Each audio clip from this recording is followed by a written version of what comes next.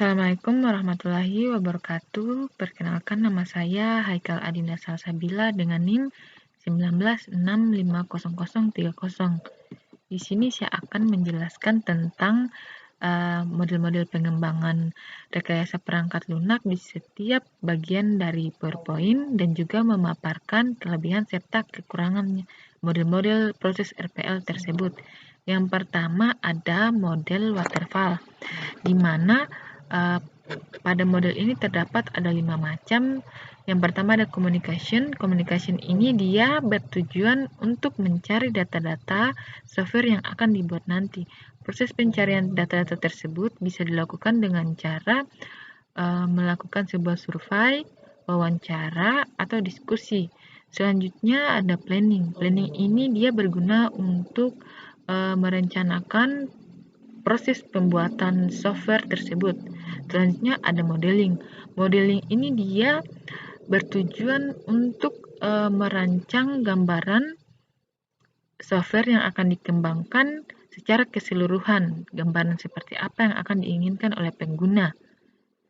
Terus selanjutnya ada konstruksi. Di sini construction ini dia pembuatan kode-kode, di mana kode-kode tersebut akan dipecah menjadi kode-kode kecil, lalu akan digabungkan. Di situ akan diketahui apakah fungsi tersebut masih ada yang kurang atau tidak.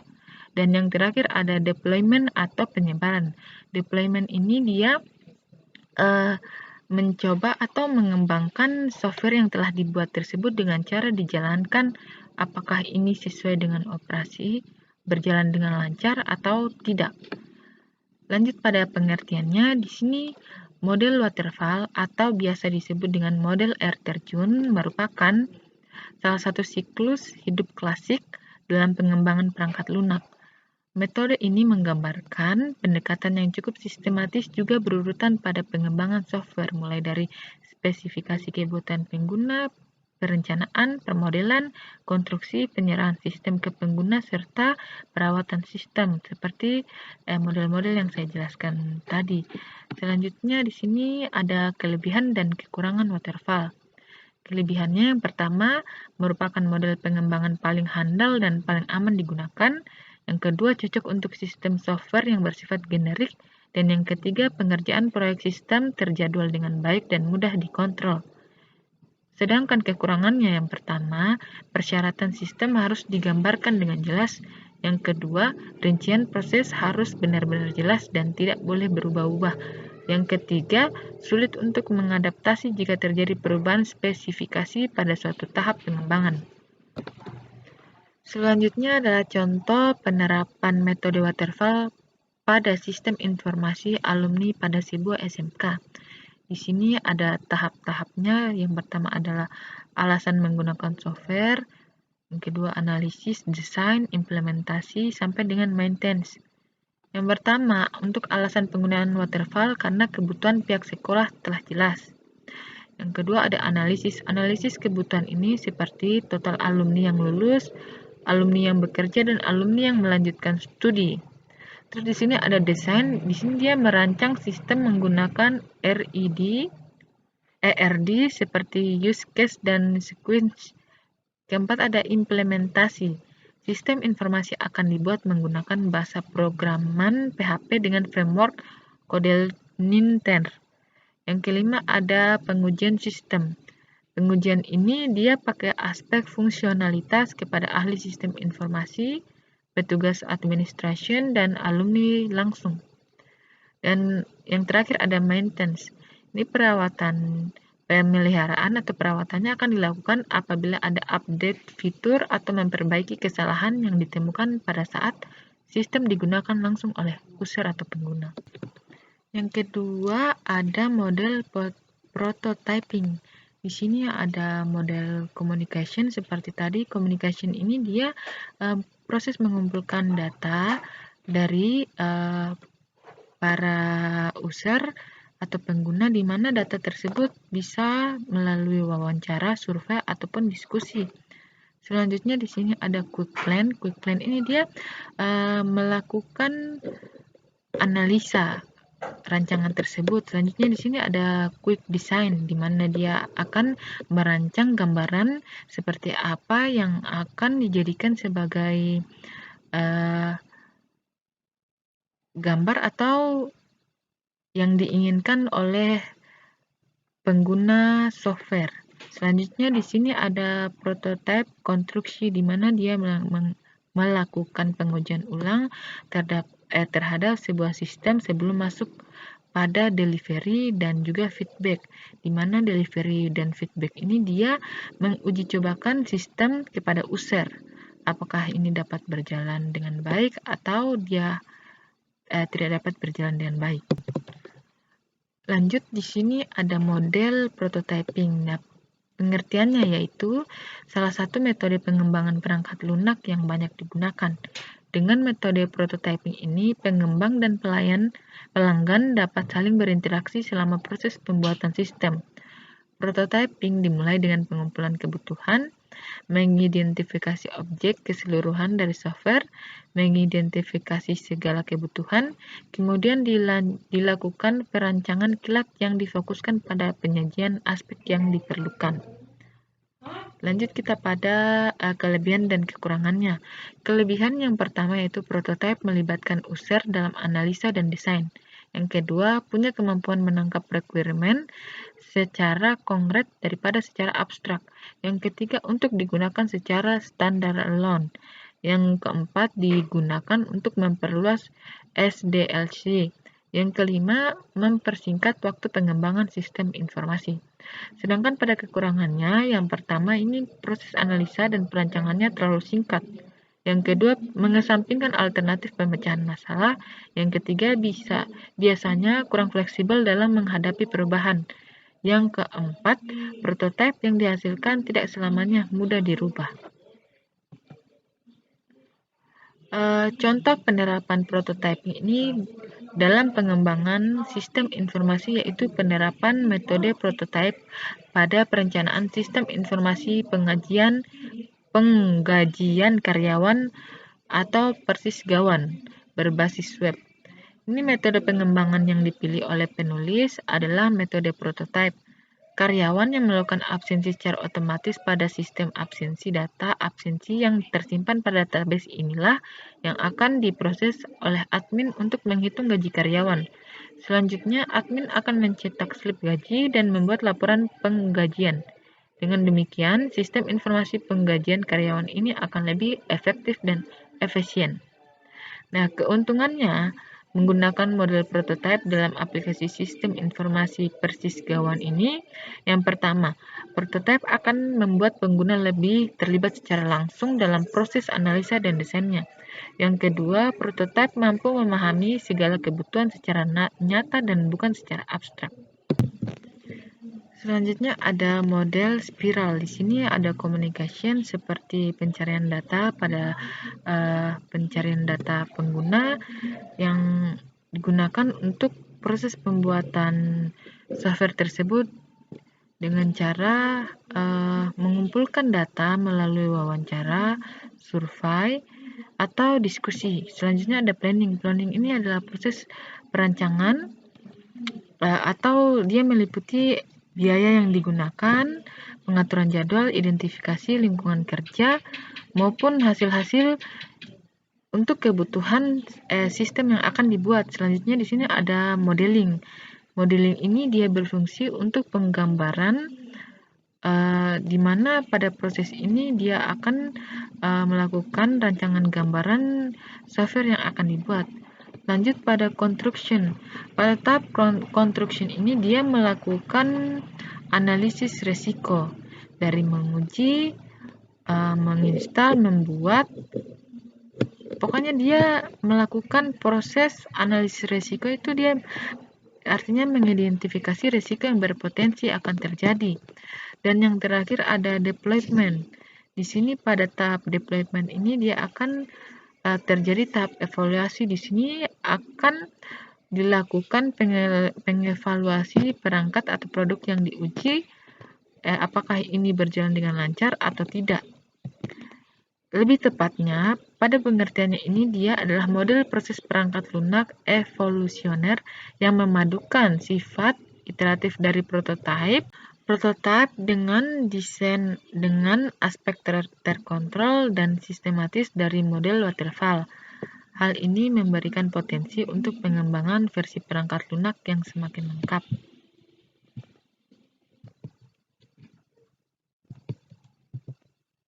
Lanjut, di sini ada kelebihan spiral.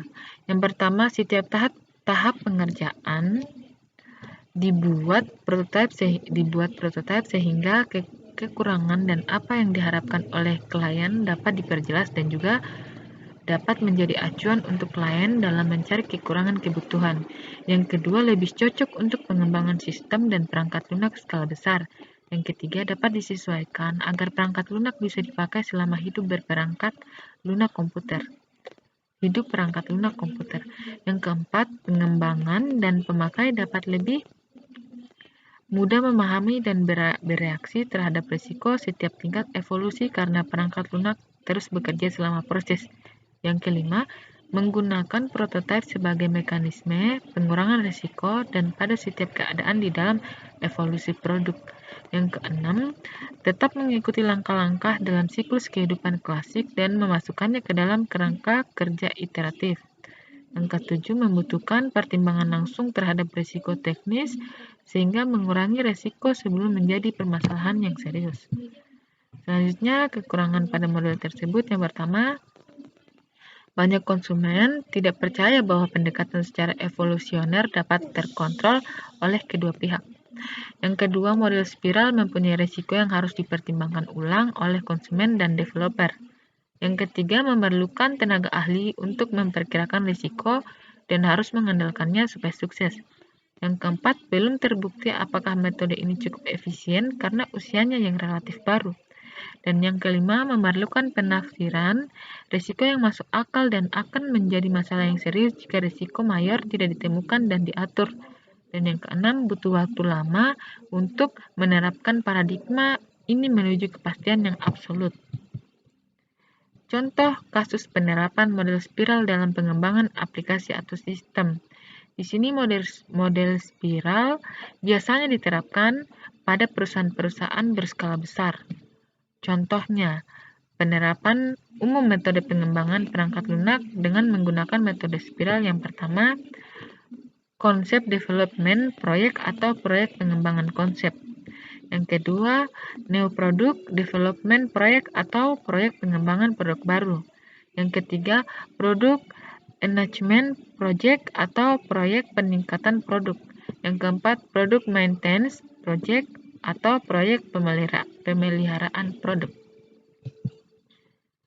Lanjut, model RAD atau biasa disebut dengan Rapid Application Development.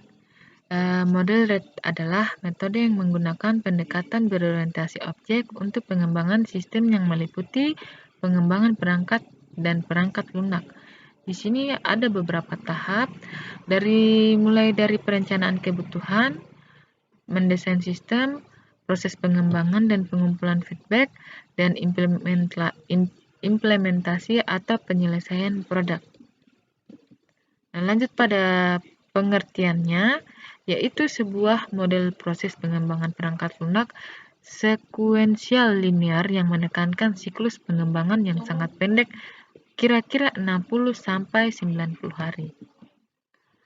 Model RAD ini mempunyai kelebihan dan kekurangan. Kelebihan yang pertama, lebih efektif dari pengembangan model waterfall atau sequential linear dalam menghasilkan sistem yang memenuhi kebutuhan langsung dari pelanggan. Yang kedua, cocok untuk proyek yang memerlukan waktu yang singkat. Yang ketiga, model RAD mengikuti tahap pengembangan sistem seperti pada umumnya, tetapi mempunyai kemampuan untuk menggunakan kembali komponen yang ada sehingga pengembang tidak perlu membuatnya dari awal lagi, sehingga waktu pengembangannya menjadi lebih singkat dan efisien.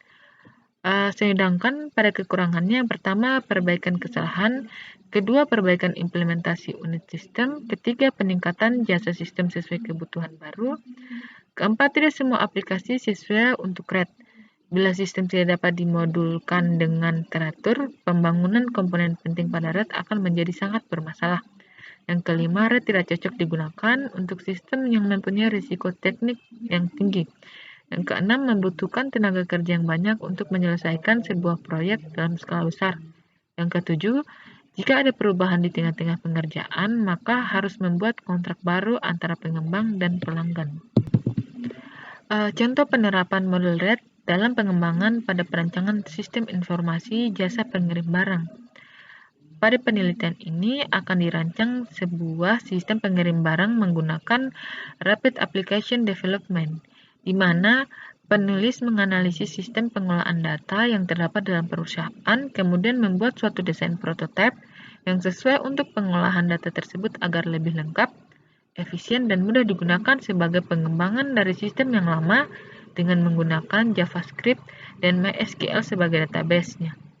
Selain itu, dalam mendesain sistem yang diusulkan, yaitu sistem informasi jasa pengirim barang, alat bantu yang digunakan adalah menggunakan ERD atau Entity Relationship Diagram dan UML atau Unified Modeling Language. Berdasarkan analisis dan penerapan sistem yang dilanjutkan dengan pengujian sistem pengirim barang yang dirancang ini dapat mempermudah pemakai sistem dalam pengolahan data, mengontrol data, dan pembuatan laporan yang berhubungan dengan data pengirim.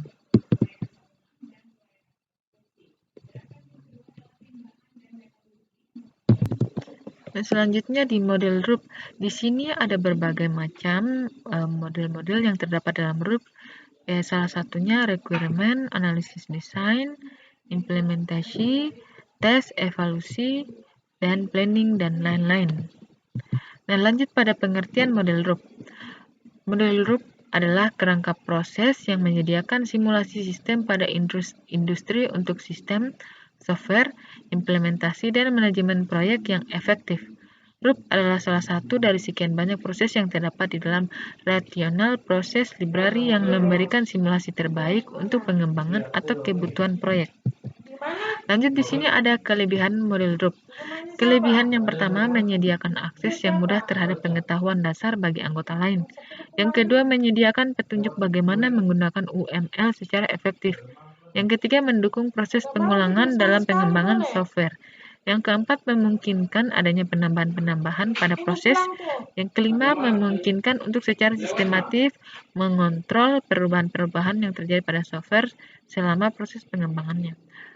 Sedangkan kekurangannya yang pertama, metodologi ini hanya dapat digunakan pada pengembangan perangkat lunak yang berorientasi kepada objek dengan berfokus pada UML atau Unified Modeling Language. Yang kedua, membutuhkan waktu yang cukup lama dibandingkan XP dan Scrum. Lanjut contoh penerapan model RUP dalam pengembangan aplikasi sistem informasi medical check-up pada Citra Medical Center. Metode RUP digunakan dalam pengembangan sistem informasi medical check-up untuk mengantisipasi pendefinisian kebutuhan sistem yang tidak terlalu detail pada tahap awal. Dengan menggunakan metode RUP, hal tersebut dapat diatasi dengan adanya pengujian yang dilakukan oleh pengguna pada setiap akhir tahapan RUP untuk mengetahui kebutuhan sistem dan kesesuaian proses pengembangan sistem pada setiap tahap. Tujuannya melibatkan pengguna dalam setiap proses dalam RUP adalah untuk menghasilkan sistem yang sesuai dengan harapan pengguna. Pada model Agile ini ada beberapa tahap-tahap. Salah satunya design, development, dan juga brainstorm. Lanjut pada pengertian model Agile adalah metodologi pengembangan software yang didasarkan pada proses pengerjaan yang dilakukan berulang-ulang di mana aturan dan solusi yang disepakati dilakukan dengan kolaborasi antar tiap tim secara terorganisir dan terstruktur. Metode Agile ini ada kelebihannya. Yang pertama, proses pengembangan perangkat lunak membutuhkan waktu yang relatif cepat dan tidak membutuhkan resource yang besar. Yang kedua, perubahan dapat ditangani dengan cepat sesuai dengan kebutuhan klien. Yang ketiga, klien dapat memberikan feedback kepada tim pengembang dalam proses pembuatan programnya. Selanjutnya kekurangannya, yang pertama, Agile tidak cocok apabila dikerjakan oleh tim yang tidak memiliki komitmen untuk menyelesaikan proyek bersama-sama. Yang kedua, metode ini kurang tepat apabila dikerjakan dengan jumlah skala tim yang besar, kurang lebih 20 orang. Dan yang ketiga, tim pengembang harus selalu bersiap karena perubahan dapat terjadi sewaktu-waktu. Contoh penerapan Agile dalam pengembangan aplikasi sistem informasi pengajuan kredit berbasis web. Nah, penerapan ini khususnya pada metode Scrum dalam pengembangan sistem informasi pengajuan kredit berbasis web pada Bank BRI, unit Kolonel Sugiono dapat menghasilkan sistem informasi yang berkualitas dalam waktu yang singkat. Pada metode Scrum ini dia teknik bagian dari Agile Framework dalam perusahaan. Saat ini Scrum banyak digunakan dalam pengembangan software, tapi pada dasarnya metode tersebut bisa diterapkan ke dalam segala upaya produk atau proyek development. Model Scrum adalah berbagai kumpulan cara atau metode yang diterapkan guna memecahkan suatu masalah. Mereka sendiri menerapkan strategi pendekatan yang dikenal sebagai Agile. Maknanya mengarah pada beberapa perangkat teknik dan praktik sesuai dengan nilai serta prinsipnya. Oleh karena itu dapat disimpulkan bahwa Scrum ialah susunan kerangka kerja atau framework yang bisa diterapkan untuk melakukan pengembangan pada perangkat Agile yang dimilikinya. Nah, kelebihannya yang pertama membantu menghemat biaya, kedua membantu memonitoring aktivitas serta meningkatkan produktivitas. Sedangkan kekurangannya yang pertama, proses identifikasi tugas yang cukup sulit, dan yang kedua ada kemungkinan gagal karena diatur dengan ketat. Nah, contoh penerapan model Scrum dalam pengembangan aplikasi pada pengembangan aplikasi delivery order berbasis website. Studi kasusnya pada rumah makan Lombok Incu Semarang. Scrum dinilai dapat menghasilkan kualitas perangkat lunak yang baik sesuai dengan keinginan pengguna. Dapat digunakan dalam proyek besar maupun kecil, dan mudah untuk mengadopsi perubahan. Tahap aktivitas Scrum meliputi backlog, sprint backlog, daily Scrum, sprint review, dan sprint retrospektif. Peran dalam Scrum meliputi product owner, Scrum master, dan development team. Scrum memiliki tahap yang terstruktur dan bersifat berulang, sehingga jika produk pada sprint pertama belum cukup memenuhi kebutuhan, maka pada sprint berikutnya dapat dikembangkan sistem yang sesuai dengan evaluasi pengguna. Hasil yang diperoleh pada pengembangan aplikasi delivery order berbasis website ini menggunakan metode Scrum terbukti dapat mengatasi perubahan requirement pada saat fase pengembangan sistem, menghasilkan produk yang sesuai dengan keinginan pengguna karena mendapatkan review secara langsung. Lanjut, di sini ada model DevOps. Pada tahap plan, di sini tahap perencanaan, proses identifikasi, tujuan dan persyaratan untuk merancang dan mengembangkan perangkat lunak. Selanjutnya pada tahap build, di sini integrasi dari berbagai modul perangkat lunak dilakukan untuk membuat file yang dapat dieksekusi untuk fitur produk. Terus di situ ada tahap tes, di mana pada tahap ini menguji otomatis dilakukan secara terus-menerus untuk memastikan kualitas perangkat lunak yang telah dikembangkan. Lanjut, di sini ada operate. Operate ini dia siklus DevOps yang berkaitan dengan konfigurasi dan pengelolaan aplikasi perangkat lunak setelah penerapan, misalnya penyediaan sumber daya dan penskalaan otomatis. Dan yang terakhir ada monitoring, di mana kinerja aplikasi yang diterapkan dipantau dengan mengumpulkan dan menganalisis data pengguna yang dapat membantu mendeteksi dan mengidentifikasi pengecualian dan memberikan umpan balik pada perangkat lunak. kita masuk pada penjelasannya DevOps. Sesuai dengan namanya, istilah DevOps adalah gabungan dari kata development dan operation. Jadi, secara garis besar, metodologi DevOps akan menguraikan proses pengembangan aplikasi atau perangkat lunak yang berkualitas tinggi dengan mengotomatiskan dan mengintegrasikan effort dari tim development atau pengembang dan tim IT operation atau operasi. Terdapat kelebihan dan kekurangan pada model DevOps. Kelebihan yang pertama yaitu siklus pengembangannya yang lebih pendek. Yang kedua, meningkatkan kualitas dan fleksibilitas. Yang ketiga, biaya yang lebih efisien. Keempat, kontrol risiko dan pemulihan yang lebih baik. Yang kelima, dapat meningkatkan praktik keamanan. Sedangkan kekurangannya yaitu yang pertama, penerapan metode DevOps harus merubah kebiasaan atau kebudayaan dalam pengembangan proyek. Yang kedua, membutuhkan software engineering yang ahli. Dan yang ketiga, memerlukan kolaborasi yang kuat. Contoh penerapan model DevOps dalam pengembangan aplikasi sistem informasi, aplikasi screening COVID-19. DevOps mampu menjadikan perangkat lunak rilis lebih awal dengan frekuensi yang tinggi.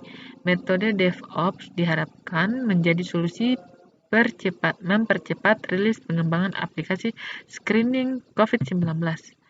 Lanjut pada metode Extreme Programming. Nah, pada metode ini terdapat simple design, ada speak solution dan refactoring, dan juga ada release. Pengertian model extreme programming tersebut atau XP merupakan sebuah proses rekayasa perangkat lunak yang cenderung menggunakan pendekatan berorientasi objek, dan sasaran dari metode ini adalah tim yang dibentuk dalam skala kecil sampai medium, serta metode ini juga sesuai jika tim dihadapkan dengan requirement yang tidak jelas maupun terjadi perubahan requirement yang sangat cepat. Nah, terdapat kelebihannya. Yang pertama, biaya pengembangan lebih murah karena lebih berfokus pada coding. Yang kedua, feedback yang sangat cepat. Setiap kesalahan ditemukan maka akan langsung diperbaiki. Yang ketiga, dua programmer satu komputer sangat efektif dalam membuat pengkodean. Satu membuat kode dan satu memeriksanya, sehingga kemungkinan kesalahan sangat kecil dapat juga dilakukan bergantian. Yang keempat, banyak ide baru dan berani mencobanya. Yang kelima, user terlibat langsung dalam memantau berjalannya pembuatan sistem. Sedangkan kekurangan yang pertama, pengembang harus selalu siap dengan perubahan yang ada. Yang kedua, tidak dapat membuat kode yang detail di awal. Yang ketiga, dokumentasi secara informal. Contoh penerapan XP dalam pengembangan aplikasi seleksi peserta pelatihan kerja. XP merupakan sebuah proses rekayasa pendekatan lunak yang cenderung menggunakan pendekatan berorientasi objek, dan sasaran dari metode ini adalah tim yang dibentuk dalam skala kecil sampai medium. Nah, penelitian ini bertujuan untuk menciptakan sebuah aplikasi berbasis web dengan menggunakan metode XP yang bermanfaat bagi masyarakat untuk memudahkan dalam proses pendaftaran dan pelaksanaan ujian seleksi menjadi peserta pelatihan kerja, serta diharapkan dapat meminimalisir hambatan yang selama ini terjadi. Dalam pengembangan perangkat lunak ini terdapat beberapa pendekatan yang digunakan. Dalam penelitian ini, metode yang digunakan adalah metode Extreme Programming atau XP untuk membangun aplikasi seleksi peserta pelatihan kerja. Mungkin itu saja yang dapat saya sampaikan. Kurang dan lebihnya mohon dimaafkan. Wabillahi taufiq wa hidayah. Assalamualaikum warahmatullahi wabarakatuh.